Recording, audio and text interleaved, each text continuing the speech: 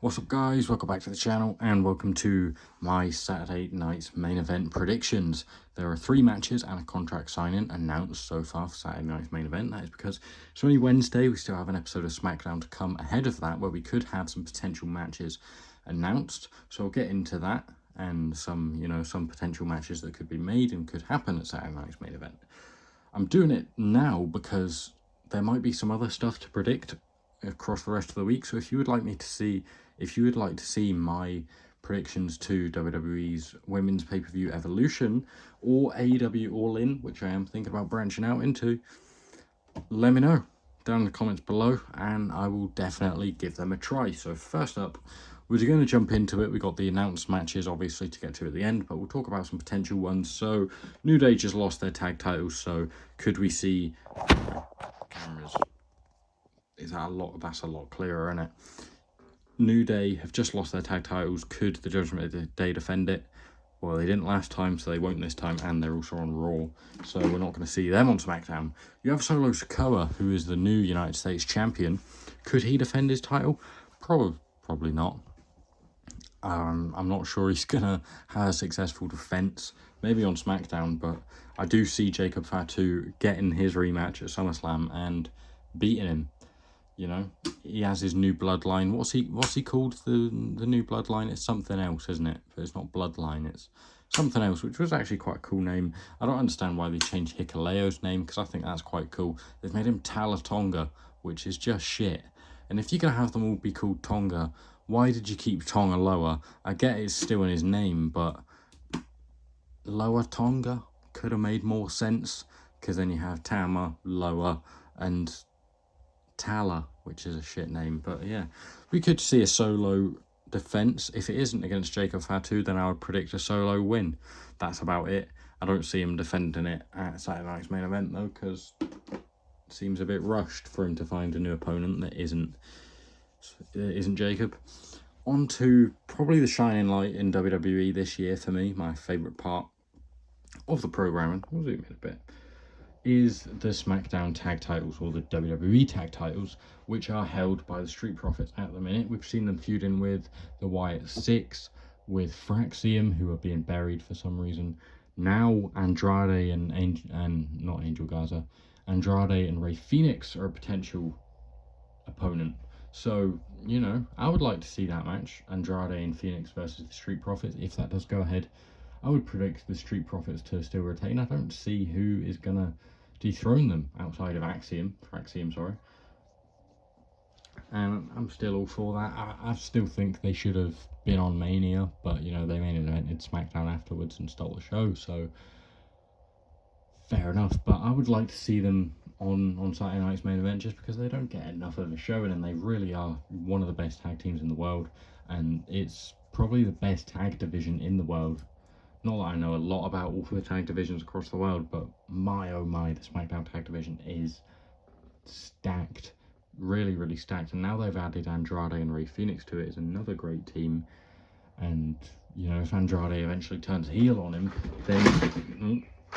If Andrade ever turns heel on him, say Phoenix cost them the titles, or maybe they win the titles and they drop them, Andrade turns heel on him, then Penta comes in, and we've got the Lucha Brothers, and you got the Lucha Brothers against Street Profits, against Fraxium, against Los Garza, against Pretty Deadly, against DIY, against Motor City Machine Guns. You got a ton of teams. I would like to see just any of them on the card. I would predict the Street Profits to go and retain there. Now, I haven't actually watched much of Monday Night Raw, but I'm assuming that this match hasn't been made because I've not seen anything official. Dominic Mysterio versus AJ Styles were obviously set for Night of Champions in Saudi Arabia, which we then heard Dom was injured. So if that's a serious injury and it's, you know, not just a kayfabe injury, because I have liked some of their backstage segments and stuff, which have been pretty funny, but if it was just a kayfabe injury, you would assume it'd happen here. Or maybe they're saving it for SummerSlam, and then you get a Finn Balor turn, or you get a Judgment Day breakup, potentially at SummerSlam again. That is when it happened last time, isn't it? Balor versus Priest. Was that last year? Yeah, last year, right? Last year.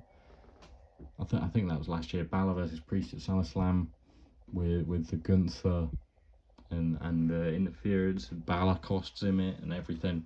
So we could get another Judgment Day breakup at SummerSlam if the match doesn't go ahead here. Obviously, if Dom's really injured, he might be out for longer than that, and he might miss SummerSlam altogether. But if it is a kayfabe injury, you would assume it happens here. And this is actually a tough one to call. AJ is a definite guy that he could drop the belt to. You know, he's a real contender. I don't know who I would actually see winning this, but I could see AJ versus AJ being the IC champion, and then Cena goes on to try and win the IC title and the Grand Slam in, you know, as a part of that. So if it does happen without Liv, with Finn potentially, do I see? Nah, I see Dom retaining still with Judgment Day. Maybe AJ will win it somewhere down the line. If it does happen, I will go with Dom winning, but I don't think it will happen, seeing as it wasn't made official on Monday Night Raw.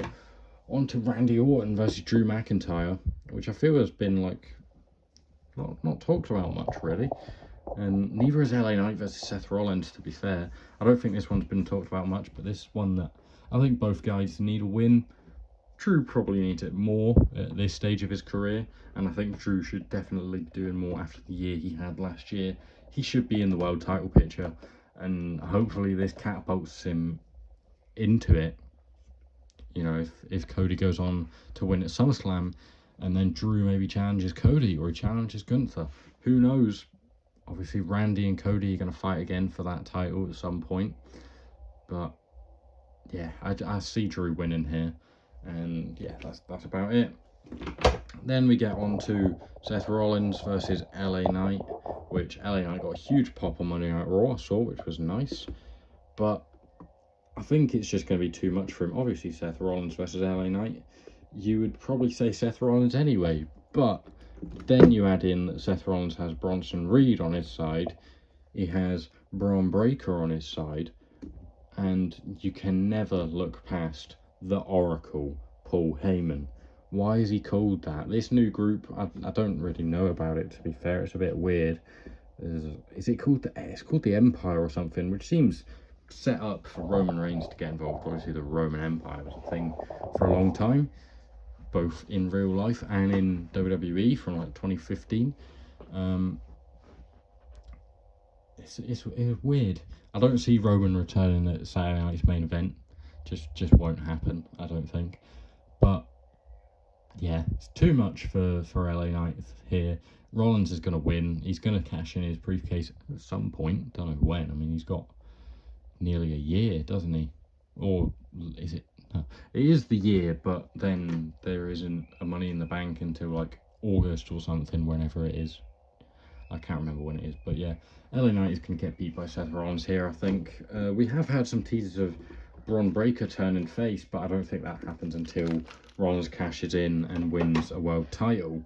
Speaking of world titles, that is the two things we have left to talk about. The main event, Gunther versus Goldberg, is what we're going to talk about last.